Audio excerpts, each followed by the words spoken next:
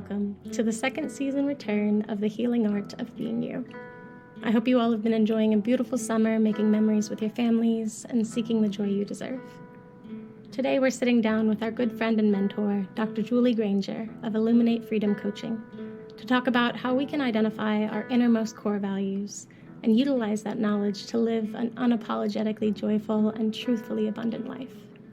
Stick around to find out how we can apply our deeply rooted beliefs to show up authentically in our work as well as our play. Here are your hosts, Chelsea and Allison. All right, everybody. Welcome to the Healing Art of Being You podcast. Today we have our dear friend Julie Granger with us, and we are so excited to get into all of the goodness. So, Julie, welcome. If you'd like to introduce yourself and give us a little bit of a bio, kind of who you are and what you do and what your magic is. Thanks for having me. Oh my gosh, I didn't come prepared, which I love. So I can just kind of be on the fly about this. I am Julie Granger. I call myself a truth illuminator. I live in Brevard, North Carolina, which is the western part in the mountains. It's the most beautiful place in the world. It's absolutely a dream come true that we live here. I met the two of you via the work that I do, which is, well, now I call myself an intuitive marketing coach and business doula. That's my official titles. They're very official and professional. And, you know, what that means is basically helping people who basically live in the healthcare world, whether you're a healthcare entrepreneur like Allison or a clinician turned coach like Chelsea, to build not only a business you absolutely adore, but also a life that comes first, that like truly you get to walk that talk and not just say that you do it. So we help with both the you side of it and also the marketing and growth side of it, and doing it all in a sustainable way that feels really fun and joyful to you. So yeah, that's me. I'm a dog mom and love my husband. That's it. And travel the world. When I first started working with you, you were living in an Airstream. Yeah, which was like the coolest thing. In an Airstream. I love that life. I don't miss it, but we still travel, but you know, smaller scale now. Yeah. My husband was like, that actually seems like a pretty good idea. I'm like, we have a family of 5. No. It's a no. It's a no for me. No. It's a hard pass. Like, hard pass. I don't blame you. Well, one of the things that I think is really cool about your story is that you started off in a very, very different professional avenue, and you've grown and had all these different evolutions and iterations of what you've done with your life. Do you mind sharing a little bit about kind of like those early years and kind of what brought you kind of into the path that you're on right now? Yeah. Oh my gosh. Thank you for asking that. So I started out professionally hardcore, graduated first in my class from physical therapy school. Always thought, even in college, I was going to be this like renowned sports physical therapist working with high level athletes. And I did that. I totally did that. And I did it within 2 years of graduating, because that's just kind of my MO. When I see the mountaintop, I go for it. And usually do it with style as well. So I did that. I became, a professor in PT school. I got published research. I was speaking at the national conferences. I was publishing books. I was that person, who was being referred people from all over the world for my unique niche, which was teenage female athletes and everything that goes into their health, not just sports. So I loved it. And I was working at the time in a clinic where everyone was like me. It was like we all reached the mountaintop. We were all at the pinnacle. We were super go-getter achievers. And that bred this world of, we were all perfectionistic, high-achieving people, probably recovering from layers and layers of trauma, but not knowing we needed to recover from it yet. And, spewing it all over each other in this competitive, cutthroat, toxic environment that valued success and performance, but not the person. And so I started having panic attacks and did a whole healing journey around that. Left that job at the same time that I was diagnosed with cancer in my right lung, and went through all of the things for cancer. And I was like, well, I've seen how my life was impacted by this lifestyle and this mindset and this heart set and this spirit that I was in. And there's got to be something better. I couldn't find a job that ultimately allowed me to be the healed version of myself. So I realized I had to create my own. And I realized if I was going to create my own, I was going to do it in a way that let me 100% practice everything I preached and like worked on. And so it was kind of an unapologetic, ruthless, like rule breaking, like I'm not going to be here to overachieve and I'm not going to be here to do all the things I used to do. And I had to really reinvent what that could look like in a business. And it's still like the way my business has evolved. It's not a popular thing. Like people are like, oh, you're supposed to have all these numbers and make all this money and define yourself by your successes. And that's just, I sometimes get swept into that. It's not completely gone, you know, but it's not okay. Mm-hmm. We are all so much more than that. Yeah. I would say that you definitely, as a recovering people-pleasing perfectionist as well, I was like definitely drawn to that like past of yours, because it was like when you're in it, it doesn't seem obvious that there's a different way to act about the world. Right. You know? And so one of the things that I thought was really interesting was those first couple of months that I was working with you, and there was so much like, because I came to you like, please be my business coach. Show me how to run a PT practice. And the amount of stuff that we did regarding me versus how to run a PT practice was so drastically different than what I expected. And there was so much, like, I still remember like multiple times that like Ryan would walk in and I am like ugly sobbing and he was just like, do you want a hug? Do you want me to leave you alone? I was like, like, I mean, it was just like, it was so crazy to like get to the deep core of like who you are and what's really important to you and like how you can show up in the world like that, you know? Do you find like one of the big things that I found that was really interesting is when you took us through core values and kind of like really figuring out what is the most important couple things for you. And you give us like this list of like 70 some values and you're like, you get 2. And I'm like, but I want 40 of them. And like, that's great. You get 2. And so do you find that your values, because like my values at the time were certain. And then as I've kind of evolved, I was like, oh, those actually feed into these other values. And these are kind of my core values. Do you find that yours have changed over the years at all? Or have they been pretty consistently the same thing? Oh, I love this question. I think that they've evolved. It's like they stay in the same themes, but maybe the word to describe it changes ever so slightly. They've always kind of like, they started out authenticity and wholeheartedness, and now it's love and truth. And I'm tagging in freedom onto both of those.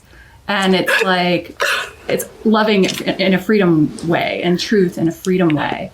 And if you think about it, love is wholeheartedness and truth is authentic. But it's like you distill it down to a simpler word almost that's easier to remember and say, I guess. Yeah. So, yeah. Mm-hmm. That's crazy. Those are literally mine of love and truth. Because it's the same thing. Like before it was like, you know, service and like things like that. It was just like there was other stuff that was like it ultimately for me came down to like love and truth. And when I was able to kind of recognize that, I was like, wow, I lie a lot. Not big lies. Little lies just to kind of like avoid an uncomfortable situation, you know, like, oh, I'm sorry I'm late, but this thing came up. Nothing came up, Allison. You just didn't get out of bed on time. Like own up to it, you know? And so it was just, it was very freeing when I was able to start kind of like really living my life in those two. Cause it was like, people are still going to be on board with me given my flaws or they're not, but I don't need to pretend that I don't have flaws. Right. Oh my gosh. I realized the way I was lying to myself this morning. Actually, it was like lying to myself, sobbing. Speaking of sobbing, my husband walks in, same story. He's like, okay. I was like, just give me some space. We're good. Like, yeah. It's so true. Lying, denial. I mean, it's a thing. We humans, we do it. Mm-hmm. Well, you have kind of had this the situation with your practice, I know you kind of had your own PT practice, then you had to shut it down for the cancer treatment. You started it up again. And I think that happened more than once. And then you kind of shifted into more of the coaching world. What did you find were like your biggest like stories that you were telling yourself that kind of kept you from acting sooner? I have to be knighted by someone. I have to be certified. I have to be told, okay, you're good, you can do this. I needed permission from someone else. And I remember actually, even for the business, right? Like when I first started the business, it was like, can I do this? I don't know. I guess I'll try it and like sneak around in the background. And then when I shifted into coaching, it was kind of the same thing. I remember I'd gone through a coach certification, which was great, but you know, in retrospect, I don't know that I needed all that training. And I remember like a year and a half into it, I started coaching and I was like, I've been doing this all along.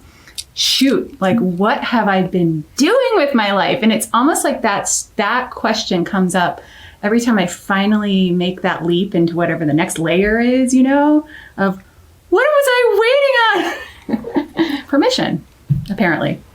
Yeah. Yeah. Do you find that a lot of people kind of like hide in that, like, I don't have the knowledge, so I'm not going to, or they think they don't have the knowledge and they just kind of use that as like a crutch to not act? Yeah, because aren't we programmed from like age 4 when we start pre-K that you need to pass a certain grade and what makes you valuable is your knowledge, you know, like that's school. And then we all go to college, grad school, all the things. It's just this thing until we're out into grown-up world, adulthood. And it's like, well, I guess I need more knowledge. I mean, that was another lie I realized I was telling myself yesterday about something else where it was like, there it is again. Yeah. I was going to say, yeah. I honestly, like that line right there for me was huge because when I first started working with you, I was going from the place of like, I was a nurse, was a nurse. And the idea of starting my own business, how do I run a business? What do I do? Where do I even begin? Right. And so I was so comforted by your approach and the way that you captivate your clients in the sense that's like so supportive, and we can address all of those things, the numbers and all of the actual things, but we'll do it in a way that's going to be comfortable for you, and you're going to feel supported by it, and we're going to meet you where you are. And so I'm curious, with being one of your gifts being style and how you're able to truly pull it out of your clients. You're able to look into them, see them, help them see themselves, and move from the idea phase of what they want to do with their business to the actual business portion of it. What was that journey like for you when you first decided like, hey, I'm going to do this. I'm going to leave the clinic, or I'm going to take a step out of the actual box that I was in before, and I'm going to do it myself, and how that kind of evolved organically and how you shifted from really going from being a physical therapist. You're like, no, now I'm actually a business coach, and I help you. That's beautiful. Gosh. No, I'm actually a business coach and I help you. That one, I like remember the day where I was working with a coach at the time. Speaking of the thought of needing permission, and I had already like attracted in clients who I was business coaching, and I was kind of just doing it like, I don't know, let's just figure it out. Sure, I can help you, like whatever. And that's kind of the MO with everything I've started is once I get past that needing permission phase, I'm like, I don't know, I'll figure it out. I'll just start where I am and figure it out as I go. And I was talking to the coach one day and I said, at the time I was branding myself as like a health coach for female athletes, not just teens, but also women with hormonal issues. And she was trying to help me grow that. And then I was like, but I'm actually, the part of my business that's really taking off is this business and marketing and like sort of life coachy side. And she was like, oh no, like you need to wait. You need to build this health coaching side because that's what your branding is, and then do that later. And I was like, cool story. Like that's where it was like, no, we're no longer looking for permission. We're just going to try it. And it took off. And, you know, I could tell that I had a real knack for this, and helping people take that idea in your heart and like bring it into words is totally my jam. As you know, I love the whole word, putting words around it thing, but also putting into actual like manifested form out in the 3D world is such an act of love and creativity and vulnerability. And hence why Allison's sobbing in her room or whatever, because it's so vulnerable. And so for me, it's an act of just try it, but it's so vulnerable. And you got to be willing to do that. And it really helps to have someone to support you through that. Well, I want to share a little bit about my beginning phases so that people can get an idea kind of like how this actually works. Because it's like, we're saying a lot of flowery words and stuff like that, but like what actually is done, you know? So when I first started, I was very much along the same lines of that high achiever, people-pleasing perfectionism. I had the 3 kids who were in all the things, and I had the laundry list of all the things I had to do. And I was building this practice during COVID, and how am I going to get patients in the door? And how am I going to do this? And, you know, I have to be able to support my family and all these things that had always been on my plate. So I assumed they needed to stay on my plate. And so I remember the call that it was when you had us sit down and you had us write down like that person that's on your schedule that your heart is just so joyful and exploding with excitement to see them. Like you love working with this person. Write down the top 5 traits of that person. And we wrote them down. And then you're like, okay, that person that it's like they're on your schedule on Friday and you have a headache on Monday anticipating it. Like you just, I just don't want to work with this person. Write down the top 5 traits of that person. And we did. And then you had us just put it to the side. And then you just started talking about how do different traits show up in different aspects of our life? How do they show up in our planning? How do they show up in our finances? How do they show up in how we schedule our day? All these types of things. And as you were going through it, you're like, you know, a martyr might present like this, you know, and it was just different types of things. And as you're going through this, all of a sudden the tears just start streaming down my face as I realize, oh, the problem here is that I hate myself. The problem here is that the person that I hate working with has I have all of these traits in different aspects of my life that like, I'm too busy. Somebody else just fix this problem for me. Not wanting to take ownership of it. Like, and I was seeing how that was showing up in different aspects of my life that were not super obvious to me in a patient care world. You know, it was like, yeah, I would never do this with my own personal health, but it was like, I had never put mental health in that pocket. It was like my body health, not my mental health. And it was in that moment that I was like, oh my gosh, Allison, like you literally hate yourself. This is terrible. And then you said something that was so powerful for me that gave me so much hope was you said, the good thing is these are all practices. You're practicing people pleasing. You're practicing perfectionism. You're practicing martyrdom. And the cool thing is you can choose to practice something different. It just takes practice. You got to break patterns and practice something different. And it was just like such this emotional roller coaster for me to be like, oh, I figured out what the problem is. I hate myself. How can I serve and love other people if I don't serve and love myself? Like that's obviously not going to work. And I don't have to be stuck this way. That's just how I've been acting. But the cool thing is I can act a different way. And that's what you and I spent a lot of time on. And I remember telling you, it was like, you know, it hit me like, what do I think is going to happen? People are just going to like show up to my funeral one day and be like, oh, but she was just so busy. Like, what? Like, nobody freaking cares. Nobody's going to be like, it was just so impressive to see her like driving in and out of the neighborhood constantly, taking her kids to stuff. What a good mom she is because she was busy. Like, what am I doing with my life right now? Like, and so it was like such a great moment for me to be able to like realize that, as you were saying, it was that giving of permission, that you don't, just because you've been a certain way doesn't mean you always have to be a certain way. And then in that process of us working together and me learning how these things were showing up for me in different ways and being able to take actionable steps. And like when you told me, I want you to do something every day that produces nothing for anybody, brings no value to anybody. I was like, I don't even know what that means. I don't even know, what does that even mean, you know? And you were like, it could be sitting on a bench and just looking at birds. Like it could be, you could go and paint, but like something that literally produces nothing, provides no value to anybody. And that was the hardest piece of homework that you had ever given me, because I had never lived my life for joy. I had lived my life for this martyrdom for other people because that's what I had been shown and that's what I had believed was what constituted a good mom, a good employee, a good person, a good friend, a good neighbor, a good daughter, whatever the case is.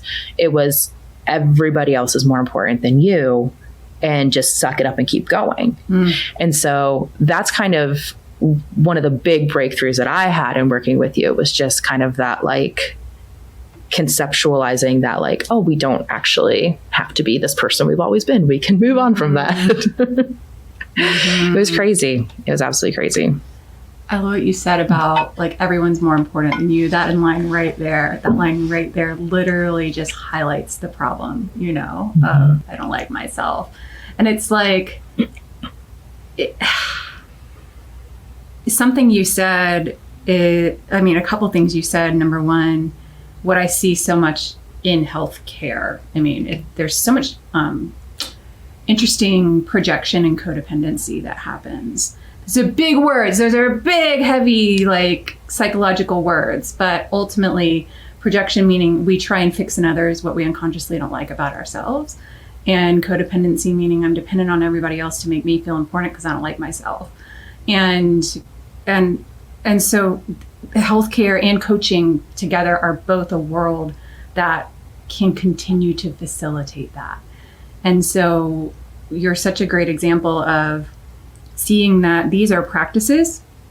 These are actually coping strategies we learned from a very young age to get our needs met, to feel loved, to feel like we're safe, we belong, that we're worthy.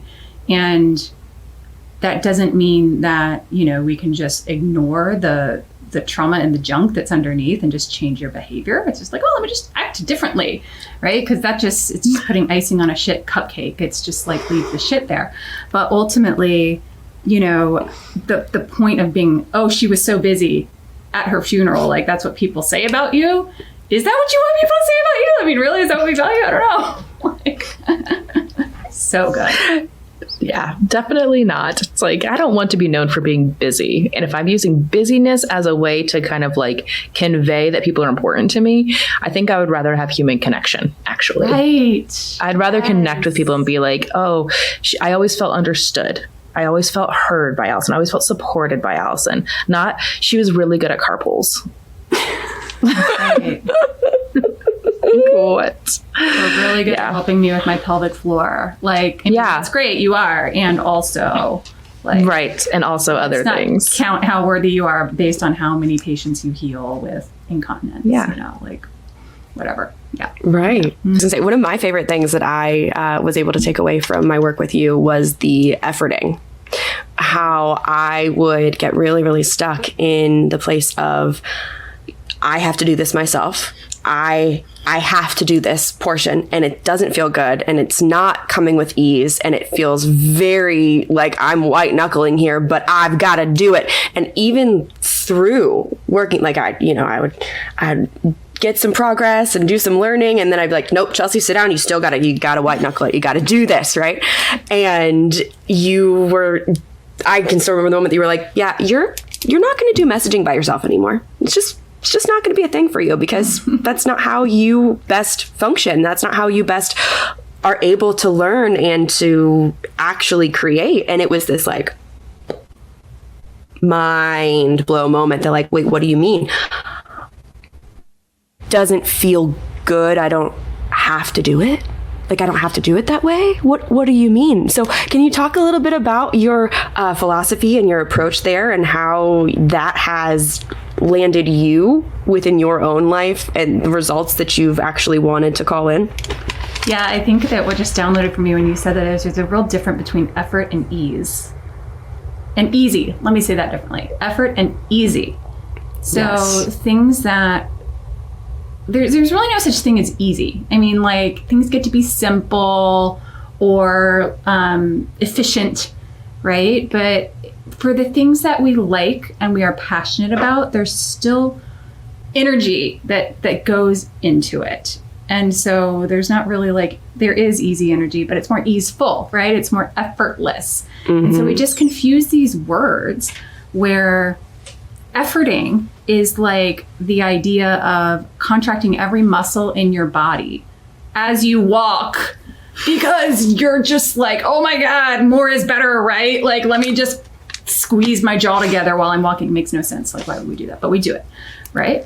Mm-hmm. And easeful or effortless from an energetic perspective is the path of least resistance, right? And that is allowed and that is okay. And so philosophically speaking, we were brought up in a world of more is more. We were praised for effort. You're taught to praise your kids for effort, not outcome, which is true. But the message we get is more effort equals more worthy, more loved, more safe, and more belonging, right? And so in your case, that makes perfect sense that you're like, okay, well, I belong here in this group container, the more effort I put in, and therefore then I'm allowed to receive whatever, joy, love, whatever it is. And at the same time, it's not your design that doesn't work for. It doesn't work for anyone sustainably. I mean, It gets us somewhere because we learned it as another coping strategy, but it doesn't work in the long run. It either gets put into your body, like it turns inward energetically, or it ruins relationships. In Allison's words, it ruins connection with people because you're just efforting and busy all the time. So, yeah. What have been the transitions that you've noticed with people, like as they kind of work through they come to you again for like more like business coaching and things like that? But because I know I have my own personal stories of how this has affected my family, and I'm happy to share that in a minute. But like, what have you heard from other people of like how their lives change as a result of the stuff that they do that they think they're doing just for their business, but really they're doing for themselves and for the people around them? This is like the bait and switch here.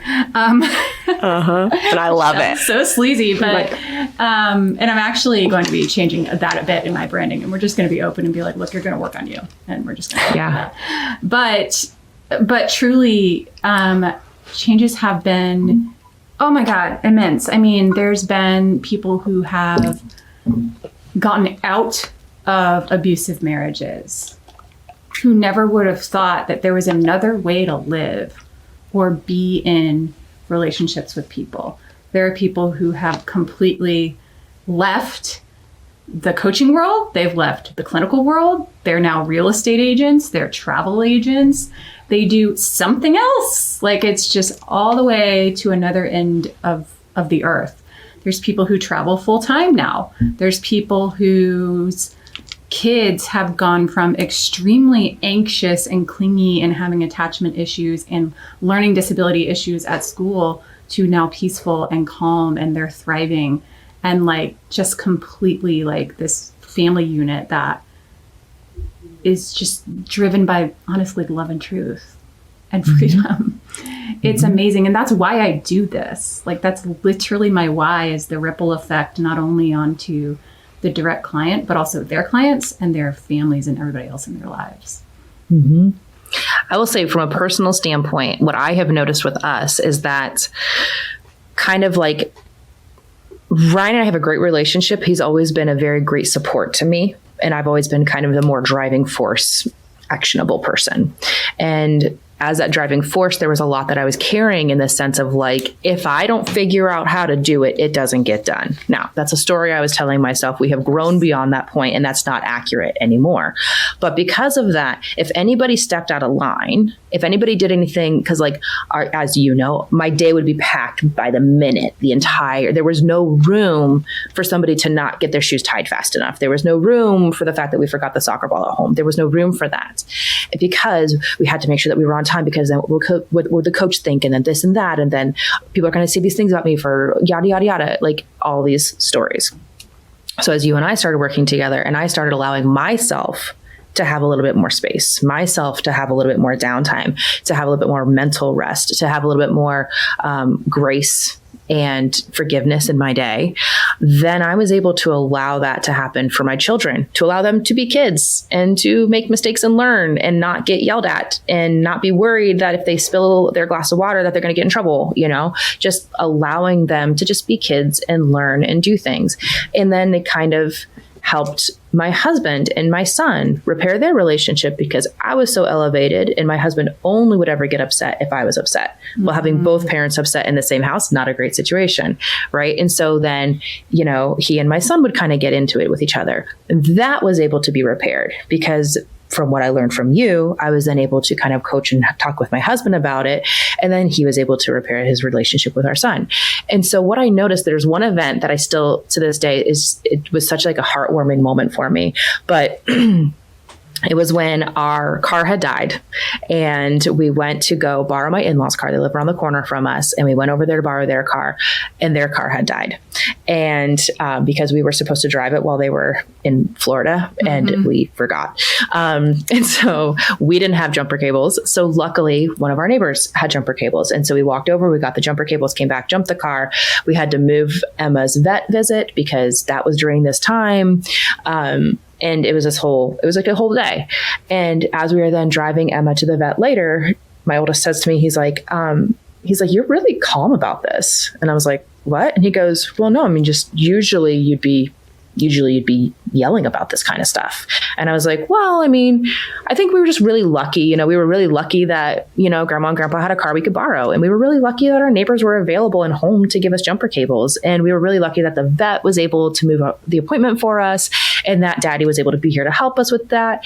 You know, we just got really lucky today. And he goes, yeah, but you usually would have been yelling about something about this. Like you usually would have been yelling about this. And you just seem really, really calm right now. I was like, well, I guess I'm making some progress then, you know? So it was like just this moment where it's like, okay, even my family is recognizing that like there's a different way to live, you know? And I'll hear things that my kids say now that are just like, they just make my heart sore. Like if I apologize to my daughter for something, she'll say, it's okay, mommy, you're still learning. Everything doesn't have to be perfect. It's okay. And I'm like, thank you, sweetheart. That's great.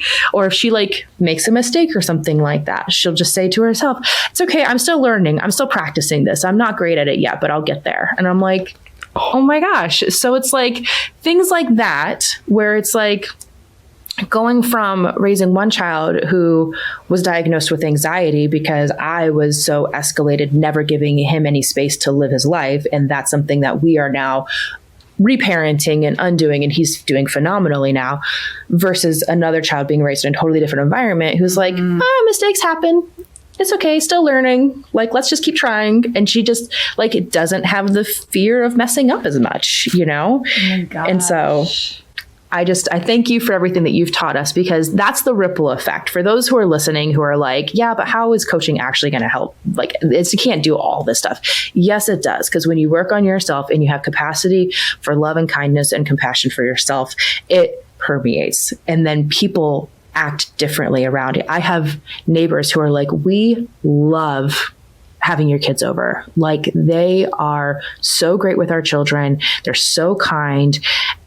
My one son and his best friend were doing yoga and meditation before a recent baseball game to help calm their minds before they went into a baseball game. And they won. They were like doing meditation before baseball every time. And they're 10, you know? It's amazing. So it's just like, I mean, it just changes everything when you can just like open that up and just kind of get down to the deep root of who you are and what's important to you, and be okay with people not wanting to be in your circle who don't align with that. 100%. And then being compassionate for those who do. Oh, okay. Allison, first of all, you've hit on the ripple effect, like nail on the head on the nail there on the, oh gosh, how do we say that? Hit the nail on the head? Hit the nail on. God, yeah. Oh my gosh. Words are hard. Words are hard. I'm usually good at words, but not at this moment when it's all emotional. That's like our tagline for the podcast, the healing art of being you / words are hard. Words are hard. Disclaimer. Perfect. Words are hard. The ripple effect that I didn't even realize that you just now illuminated is I started out my career in pediatrics, and I always got so frustrated because the teen would be this perfectly good foot with no shoe to go in, to quote actually one of my old assistants who used to work for me. And I get so frustrated. And so that's when I moved into coaching, because I was like, all right, I'm going to coach the teen and I'm coaching the parent. And the parent would never really be open to coaching, because the parent would be like, it's my teen, it's my kid, they need the help, not me. which is fine. I mean, you're just not open to looking at themselves and looking in the mirror. I totally get it. And what I love is almost indirectly, I didn't mean, it is my why, is I want it to affect your whole family. But literally what's happening is I've finally made it to the other side where I'm like, the kid is getting what I've always wanted for that kid. Yes. Which is so awesome. Yes. That's beautiful. And to go back to your question of did my values shift? Yes and no. And has what I've always wanted to do when I grow up shifted? No, right? Because I'm still doing it just in a different way. And I love that. Mm-hmm. Well, what I've noticed with you is that you are very good at helping people recognize like what actually brings them joy in life. You know, like I'm a very, very lucky person that working in pelvic health genuinely brings me joy, that I feel that deep in my soul. But there are a lot of people that have kind of gone in just because we were common PTs here. A lot of people have gone into PT just because it was kind of the next natural step. And then they recognize like, oh, I actually like, it's fine. But it's like not what brings me joy. Yeah. And those are like some of the people who kind of got out of it and got into other fields, because it's like, you know, you can monetize a lot of different things and a lot of those can be hobbies. And that's the thing that's really hard, is that we grow up in this environment of like a high school, college, grad school, job, money, insurance, house, kids. And it's just like, what if I just like want to live in a tent and like hike and climb trees? You know, it's like, what if that's what I want to do? You know, it's like, okay, well, there's probably a way to monetize that. Maybe you buy some land and you build a camp and you have people in to do weekend retreats and boom, there you go. You know, like there's just, I really appreciate how good you are at helping people figure out what is truly important to them and what stories they're telling themselves that kind of block what's important to them from being an option. And I think it's really important that people kind of get that in their life so that they're not stuck in these kind of, I don't want to say a miserable existence, because it's not. But when you know that joy is possible and you're just surviving, it can feel kind of miserable. Yeah. And then you get into that resentful phase where you think you're looking around and, oh, well, they're just so lucky. They're just so lucky that they have a supportive spouse. Well, they're just so lucky that they have, you know, a good job or whatever the case is, instead of recognizing like, well, no, they took the steps to do that. And you're choosing to tell yourself stories that you don't have that as an option. Yeah. I think we have like a epidemic in our world of how joy is defined. You know, like it's sort of this compartmentalized thing. I get to have it for a couple weeks a year on vacation. And then in the meantime, I'm joyful when I check off my to-do list, which is, I love a good to-do list, y'all. Checklists are awesome. Mm-hmm. But it's like these little bitty dopamine hits, right? And or the huge ones, like the huge big vacation is how we justify being able to receive and experience joy, when really it's ever present at all times. It's just giving yourself permission to tap into it in a really different way. And the alchemy of all of it is when you can, from a work perspective, I mean, there's like, you're not work, but what if your entire life could be joyful, including your work, and joy in a way that's like brings you tears, brings you this like sense of fulfillment and peace, without all the stress and the drama, you know. Mm-hmm. And that what I mean by alchemy is like taking the feeling of joy, because we all know what joy feels like, and turning that into a vision given to you by the divine on like, oh, that could be work. We could monetize that. Yeah, you can. I literally just had that discussion with my next door neighbor this week, who's like a firefighter. And he was like, I want to mentor firefighters. And I was like, let's do it. What do you want to talk about? Like, what would be fun for you? And we came up with his brand and like a tagline within like 4 seconds. And he was like, wow, you really like this stuff. And I was like, yeah, really, it's just really fun. Anything can be a business. Anything can be. And that's what you did, was you monetized your joy of helping people be able to communicate their joy to other people to monetize it. I mean, it's awesome. In a nutshell, that's what I do. Help you communicate your joy to other people.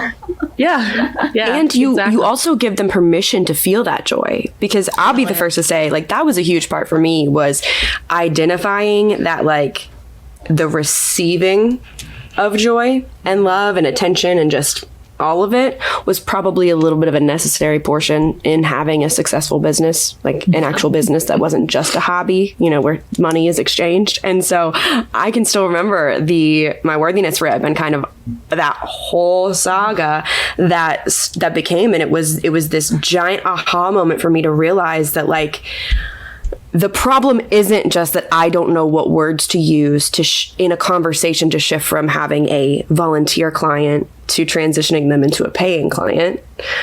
That's not actually the issue. The issue is that I have all of these other worthiness things, around being seen and receiving and allowing myself to experience that joy. And so it was a huge moment for me. And I was like, okay, wow, imagine that. Like, this was something that went back to how I interact with my fiance, how our relationship flows and functions, how I interact with everyone. It was really like that moment that I was like, sat down, thought I was just going to sit here and go do some money wounds and, dive into those sandbags. In reality, I was like, wow, okay, I just hit the reset button on my whole life and got a whole new perspective that was so helpful and so incredible and helped me to alchemize the actual struggle that I was into like, no, this is actually why you're doing what you're doing. This is why you're doing what you're doing, because you can see how the emotions and the life that you've lived created these stories and would have prevented you from being able to help those people. I love that. First of all, I think we were all involved in the Worthiness Rib episode. Yes. Oh my gosh, the Worthiness Rib. Yes. And we need to get Nicole Short in here. She was working on it too. Our chiropractor friend. I loved that. Yeah. You're like sending me this email and I was like, of course. Wow. Yeah. There was a lot going on there. Chelsea had a whole crick in her neck side. I can't remember what it was. And it's like up under her rib cage. Yeah. Allison and Nicole to help her readjust and manipulate back into place. And it was all stemming from, is the energetic embodiment, the somatic embodiment of this worthiness stuff. And it was brilliant. And not surprising to me at all, of course, because I've been through the same thing, and the point you made about these things coming up and taking a look at our baggage and our crap that's hiding behind the scenes unconsciously. Let's just make sure it's very clear that we're saying it's unconscious. None of us like decided to put it there, or we're not like consciously saying, oh, I know I have all the baggage and I'm not going to look at it. It's unconscious. Otherwise we would do something about it until it comes up and becomes conscious. And that's the piece of, it's never about your marketing message. It's never about your funnel. It's never about your website. It's never about what you say or do or on social media. That's the symptom. The deeper energetic issue is always what's going on energetically, unconsciously, somatically, all of that inside of you. And it's the analogy I love to give. Chelsea, you've heard this one. Allison, I don't know if you've heard this one from me, is it's like a house. So your marketing, your business, your sales, everything you do, your pricing, your programs is like the decor in the house. It's the furniture, it's the wallpaper, it's the plants on the table, it's the picture frames. It's all the fun stuff that we like to look at and see here in the 3D world and talk about and go to West Elm and pick out and do all that. But all the stuff behind the scenes in a house is what actually makes the house livable. The air conditioning ducts, the electric wiring, the plumbing, the foundation, the studs in the wall, the stuff you can't see is what makes the decor able to be there. And so many people in the marketing, in the business world, they teach all the surface stuff. It's literally like going to Target and picking out all your stuff. And then guess what? All that stuff goes out of style. So we have to do the next trending marketing trend and then blah, blah, blah. But but a lot of people aren't digging behind the scenes and going, whoa, wait a minute. Why don't you know what type of carpet you want to pick out? Well, it's because you don't have the right floorboards underneath to make it level. And we need to look at that. And I mean, you can just slap carpet on top, but eventually the carpet's going to sink or it's going to get mildewy or whatever because the insulation's bad. So that deeper stuff, it's not just a bait and switch, as I said earlier. I just say that to laugh. It's like, well, do you want to do this for life? Do you want to get out of that toxic environment or that mindset that you were in, that you tried to escape in the clinical world or whatever it was? Cool. Well, it starts with you, friend. Like, you're the only one who's in charge of you. And we can blame the world. We can blame the toxic hospitals. Those don't help. But at the end of the day, you can keep changing the things in the 3D world. But if we don't look at what's in the mirror, we're not getting anywhere. Oh my gosh, mic drop. If you don't change the things in the mirror, right? Like, those things don't help. Your surroundings don't help, but they didn't create the problem. Yeah. It's like blaming social media. You know, social media is it's a place. It's like a vehicle for so many problems, right? And so much wonderful stuff too. And my husband said something the other day. He was like, yeah, social media is to blame for that. I was like, no. It's the energy of the people who are using the social media. And yeah, social media fuels dopamine hits and addiction and so many problems. But at the same time, like, if we don't look at the people, then the next thing is going to come along that's going to continue to perpetuate these patterns. Someone's got to stand up and say, this is not okay. And it starts with you. Yeah. Right. Well, and I think it's really interesting about just one little side note on social media is that, like, it is your own curated experience. Like, that's what people don't understand. Oh my God, I'm being bombarded by negative stuff on social media. Well, no, you're choosing to look at that long enough that the algorithm thinks that you're interested in it. Because my oldest was sitting next to me. And he was like, and I had to post something for work and everything like that. And I was kind of scrolling, and I like to try to, like, if I find something that I like that somebody else does, I like to try to share it to my story. Because I just like to get the good stuff out there. And he was like, how come everything on your feed is like positive, like, is people like with positive messaging or people working out? Puppies. And I was like, those are, or comedians. And I'm like, because that's what I choose to surround myself with, is I either want to laugh, or I want to mentally grow, or I want to learn something from another PT or fitness professional.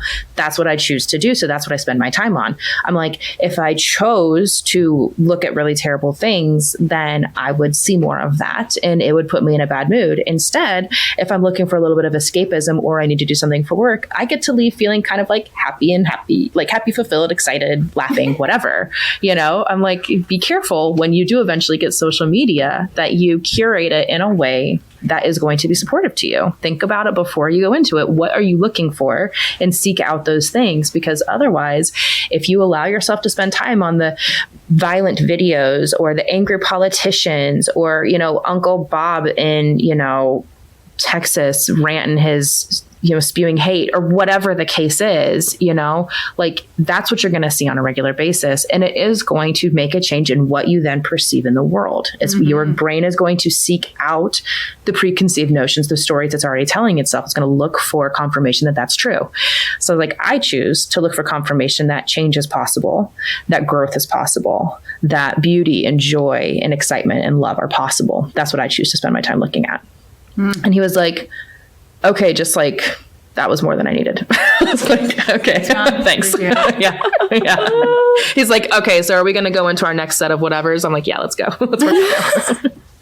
Well, social media is not the only thing that's algorithmic. I think you really started to hit on it. So is the mind. So is our literal human experience. And kind of back to, like, something's more available. You don't have to live in survival mode. Like, when you seek out proof that something better or more rich or deeper is available to you, when you start to even believe or surround yourself with people, life is algorithmic, the law of attraction is at play, and you start to attract in things that, it's like the divine algorithm out there will send you the things that agree with your thoughts, agree with your energy, agree with your beliefs. And from a marketing perspective, coming back to that, it's like, well, if we don't take a look at your beliefs and your thoughts and your programming and your wiring from childhood even, then you're just going to attract in clients who don't want to pay you, who don't value you, who don't value themselves, who hate themselves, who,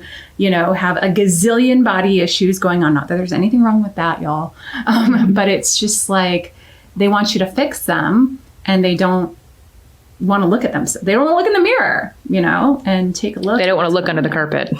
Definitely don't want to look under the carpet. It's real mildewy. And it's, to be fair, it's not fun to look in the mirror. You cried. I mean, like, Chelsea had moments. I have moments daily. And all the time. it's not like, but at the same time, the feeling those feelings is part of the healing process. To heal it, you need to feel it. If you want a better life, you got to get the junk out. You got to take out the trash. So I have a question for you, because I know that you have been on this growth journey for many, many, many years, and your level of knowledge right now is way more to put than we can fit into the amount of time that we have available. So let's say that people are like, okay, I've had enough drips of this, that like manifestation's a thing, that energy's a thing, that I do call in, you know, what I'm looking for, whether it's desired or undesired, like these things are happening. Where would you point people on like how did you get started? What was your what are your favorite resources that you were like, oh, this really clicked for me, this book or podcast or researcher or whoever? I'm a big fan of David Hawkins' work. He does a lot in the realm of the crossover between the mind psychology stuff and the spirit, energetics and consciousness research. He's no longer alive, but he's a crossover between traditionally trained clinician and then someone who got really into the spiritual realm and how those cross over. That's one. All of his books are wonderful. He's got a lot of recordings on Audible as well.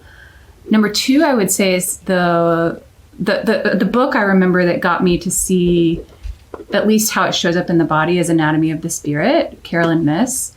And then that got me into the sort of energetic, somatic manifestation of all, like, really what's held in mind will manifest everywhere. And so those would be the top two. I could go on and on and on. Anything by Brene Brown, of course, to get you into the more like, you know, psychology stuff, relationships, just normal human connection, trauma, vulnerability. But that would be really maybe the three top resources. Yeah. That's what I feel like is like I feel like that's like where the direction of health and wellness is needing to go. And I think I'm starting to see a trend in that because I'm meeting more practitioners and providers who are recognizing that like, hey, nothing actually happens in our body or in our surroundings without our brain telling it to, you know, because like it's just not going to happen. Our heart beats because our brain sends signals for our heart to beat, and they're in the background. We don't think beat, beat, beat. It's all in the background, right? And majority of what we do is in the background. And so I'm seeing more practitioners kind of recognizing that, and we all just kind of have our own little slice of this piece of the pie that helps make the whole human.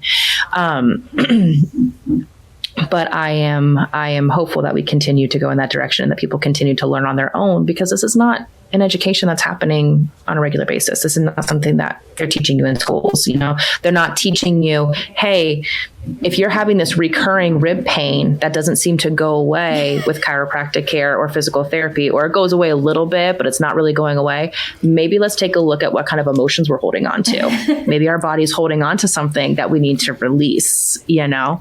Like we're not learning that. We're not teaching our kids that. I mean, I'm working on teaching my kids that, and I know that there are people who are doing that, but we're not doing it on a systematic level. And I think that when you can recognize these things, it helps you live a life of more joy, which decreases those stress hormone responses that can make our body act totally out of whack. And, you know, I just think that's a direction that we need to go. Now, I know that you do a lot to keep yourself feeling good.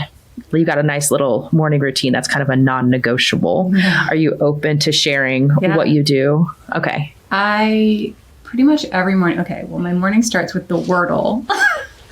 Yes. Well, first of all, that's amazing. Yes. And that's also like I actually start on my phone. I'm like, let me just get it out of my system for like 5-10 minutes. Although I did an experiment a couple weeks ago where I did no phone for like 3 hours, which was also fine. Like it's like, it's not a thing either direction, but I just like get it out of my system, 5-10 minutes, check all the things I want to check. And then it's gone. Phone's out of the way. And then I typically either sit and feel whatever is going on with me. Just kind of ask myself, how do you feel today? What do you need? Like, what's going on? Or I feel and script. It's like stream of consciousness spills out in my journal, pages and pages and pages, as many as it needs to be, until I hit a point that needs some examining. That's sort of like, oh, I thought that was hiding in there, or something like that. And with a lot of compassion, you know, this is what I did this morning. I saw a way that I'd been seeing something out in the world that was really bothering me. And for years, I've been like, oh, I don't do that. I don't do that thing. Other people do it and it bothers me. And I didn't really see it in myself until literally today. And I was like, oh my God. And it was these really subtle ways. And I was just like crying and like at first feeling shame. And then I was like, oh, I'm so glad this came up because it's pointing me in a direction of a need of mine that's not being met. And so then it was just this beautiful, loving circle of hugging myself and all the things. So usually I get into a big mess and then I clean it all up energetically, do a lot of energy clearing stuff. And then I read, and that's like, it's like I have to get my shit out before I can bring new information in. And sometimes I don't even make it to the reading because it's been like a couple hours and I'm like, gotta get on with my day.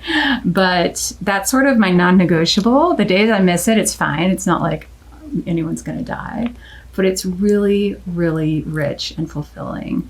And then I typically kind of do that throughout the day. So it's really kind of become a lifestyle, in fact, you know, of, it's not like I need to block out a lot of time for it. It's just if I feel something, even during a quiet call, I feel it. I feel it while I'm talking to someone and just go into it and make a note of what I need to dig out later, you know, for myself. But yeah. Nice. It's beautiful. Well, I know that you had kind of told me a while, like, do you try any journaling? Do you try any? And I was like, I don't know. It's not really for me, blah, blah, blah. And then I did finally a few months ago. I give myself like 5 minutes. I call it word vomiting, but just like word vomit on the page. And for people who don't understand like stream of consciousness, word vomiting, whatever, there's basically, you just write don literally the words that come to your mind. Yeah. There's no judgment on what it is. For me, sometimes it's song lyrics. Sometimes it's like literally like Hamilton comes in my head and it's like the King song. So it's like, I literally have da, da, da, da, da, like written on my page for like lines. There's no judgment. You just literally get the words out. And then when you're done, you get clarity on certain things that are like giving you some powerful motion with that. But I give myself 5 minutes to like word vomit. And then I do my like gratitude. Cause as you know, I treat patients at 6 o'clock in the morning. So I'd have to get up like 3 to have your, daily routine. Wouldn't that be terrible? No, I'm like 4:30 is early enough. We're good. And so, but yeah, and I will say what I have noticed. Yawned. I yawned here. You're like 4:30 in the morning. I'm like, but like what I remember was that before I started is that I would wake up already problem solving. I would wake up already mid problem that I'm solving and just the brain was just like all day long. And then when I started doing this, I would still wake up with like words going on, but it would be then songs. It was like, well, you don't have a problem to solve because you're doing a lot better with like just not having this like chronic resting anxiety, but you can't just have a quiet mind. That's too scary. So we're just going to give you songs to sing. So then it was songs for a while. And then just in the last few weeks, it's been like, I'll just kind of wake up and I'll just kind of sit there and it's just not like there's nothing going on, but it's like, oh, the sun's up. I wonder if it's 6:30 up or I wonder if it's 8 o'clock up, you know, like it's not like, okay, let's go, like the brain's running. And so when I first started doing this, I have like a legal pad that I write on and like I would write like 3/4 of a page in 5 minutes. I mean, it was just like rapid fire, just like tons of stuff. And now I feel like 3 days on a single page. It's just like, it's just so much quieter, so much slower and so much more clarity. When the things that do come up now, it's like, okay, that's the thing that actually needs to be worked through. Like that's actually what needs to happen now. So I gave it resistance for a long time. Finally, right place, right time. It finally happened. And now I'm feeling so much better. So now that's part of my non-negotiable. Brilliant. I love this. Word vomit. So yes, my word vomit. I literally, because I'm like, my husband's walking across the room now.